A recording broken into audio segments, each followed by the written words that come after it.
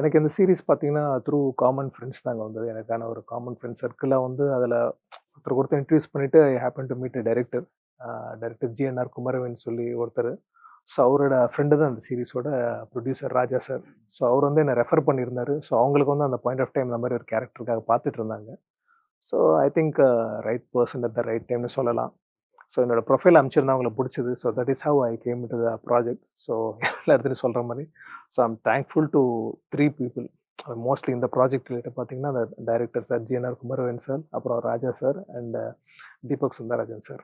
Right sir. இதுக்கு முன்னாடியே நீங்க ஐ மீன் நெறைய சீரிஸ் பண்ணியிருக்கீங்க இல்லையா? உப்பு புளி காலம், ஆமா. காரம் அந்த மதகம் அப்படின்னு பண்ணியிருக்கீங்க.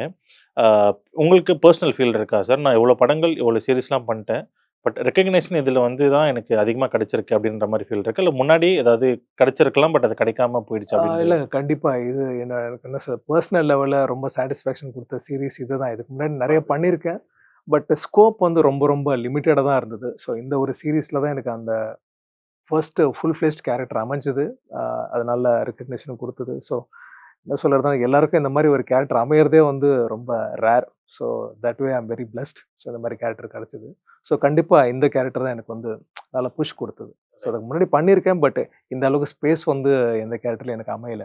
சார் இப்போ இந்த அதான் ஆல்ரெடி நீங்க பண்ண இந்த சீரிஸ்லயும் ஆகட்டும், எனக்கு தெரிஞ்சு 100 எபிசோட் இல்லன்னு நெனைக்கிறேன். ஸோ இப்போ ஜெனரலா பார்த்தீங்கன்னா, சீரிஸ்ன்னும்போது லிமிட்டட் சீரிஸ் தான். இப்போ இன்டர்நேஷனல் ஃபார்மேட் பார்த்தீங்கன்னா, வெப் சீரிஸ்னாலே ஒரு 7 எபிசோட்ஸ் இல்ல 10 எபிசோட்ஸ்.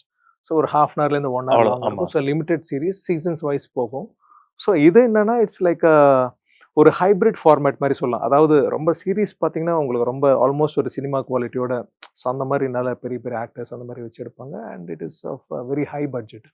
ஸோ இது எப்படி பார்க்குறாங்கன்னா, கொஞ்சம் பட்ஜெட் வைஸ் கொஞ்சம் லிமிட்டடா, but at the same time உங்களுக்கு வெப் சீரிஸ்ல எந்த அளவுக்கு எங்கேஜிங்கா இருக்கோ, ஸோ அதே மாரி போற மாரி கொஞ்சம் ஷார்ட்டர் டியூரேஷனோட பட் லாங் ரன் இருக்கிற மாரி எடுத்திருக்காங்க. ஸோ இட்ஸ் மோர் லைக் ஒரு ஹைபிரிட் மாரி சொல்லிக்கலாம். உங்களுக்கு சீரியல் மாரி ரொம்ப ஜாஸ்தி இல்லாம, at the same time series மாரி லிமிட்டடா இல்லாம, இதுக்கு ஒரு டெக்னிக்கலா டெர்மும் இருக்கு. வெப் லாங் ஃபார்மேட்ன்ற மாரி.